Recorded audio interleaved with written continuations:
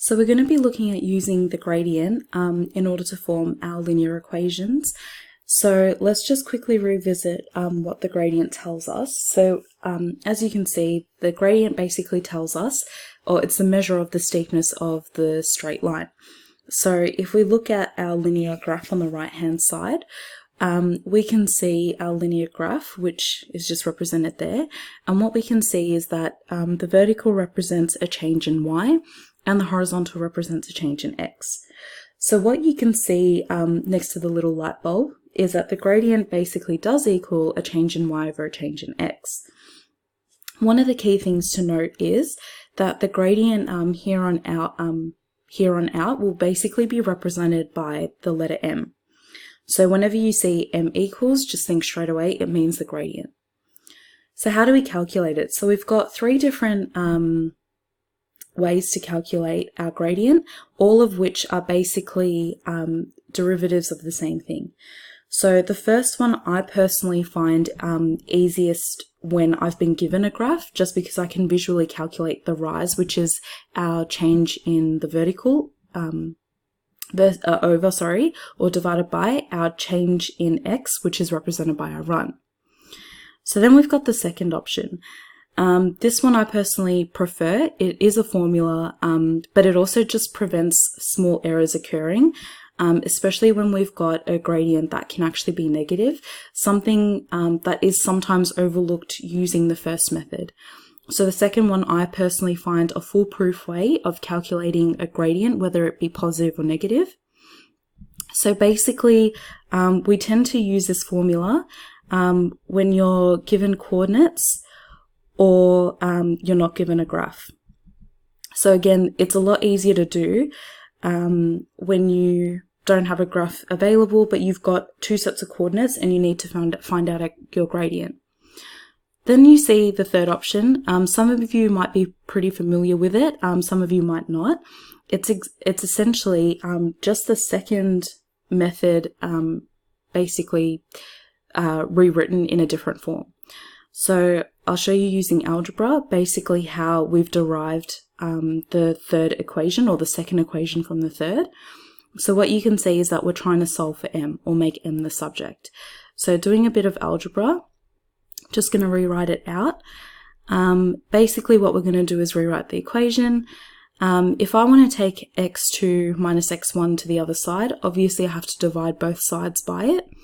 So in doing that, basically what I can do now is eliminate x2 minus x1 from the right hand side, and I'm left with m equals y2 minus y1 over x2 minus x1.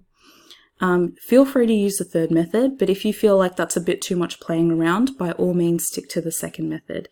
Like I said, the second and third are just the same equation rewritten in different forms. So let's move on to an example.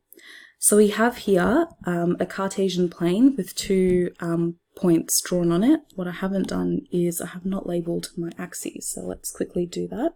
So I've got x and y, and we're asked to find the gradient of the given points when a is 3, 4 and b is 5, 6. So something to note is that regardless of what method you choose, you will get the same answer each time. So m should definitely be the same, irrespective of the method you choose to use. So I have included the diagram just for visual purposes. So what we can see is, in using the first method, I'll just annotate my diagram a little bit. So you can see that A has moved across, so from 3 to 5, hopefully that's not too faint that you can't see it. So it's gone across by 2 units. And it's gone from when y equals 4 to y equals 6. So again, it's translated up 2 units. So if we look at using our rise over run formula, we can see that it rose 2 units. It had a horizontal run of 2, and therefore m is equal to 1. So using the first method, we found that m is equal to 1, but now let's prove it using the other two methods. So Methods 2 and 3, I did say previously, are much easier to do when you're given coordinates. So let's have a look. So we've got the two coordinates 3, 4, and 5, 6. Please remember that order of coordinates is important, so that being that it's always x first and then y. And if you've elected the second set of coordinates to be x2, then make sure that that is y2. So inversely, so that'll be x1 and y1. So let's substitute these values into equation or the formula number 2, and let's see if we get m equals 1. So we've got m equals y2 minus y1, which is 6 minus 4, all on 5 minus 3, and m is equal to 2 on 2, which means m is equal to 1. Again, we've proven that both our math is correct and that both formulas have given us the same thing. Just to see the third formula in action, let's do that one too. So again, using the same process there, so we'll say that it's 6 minus 4 equals to m times 5 minus 3, so we've got 2 equals 2m. Dividing 2 from both sides, we get m is equal to 1. So again, we've just proven that in all three situations, m is definitely equal to 1. So we've just found basically our gradient using 3 different formats. So the question does go on. Sorry, let's just go to the next page. So the next part asks us that using the example from the previous question where m was equal to 1, find its linear equation.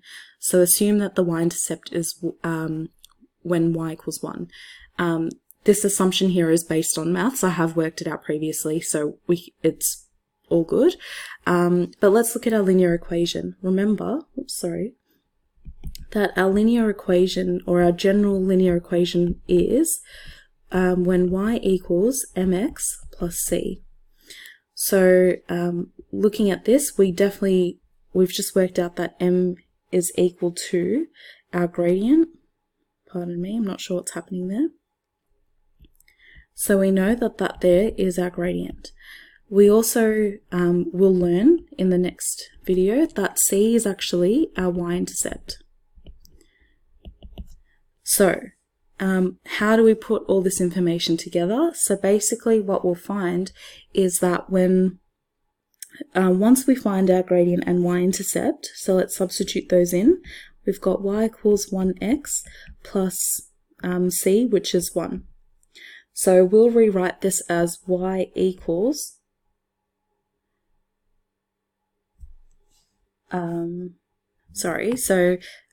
what we'll see is that we can rewrite that as y equals x plus 1, and that will be our linear equation. So that's our final answer.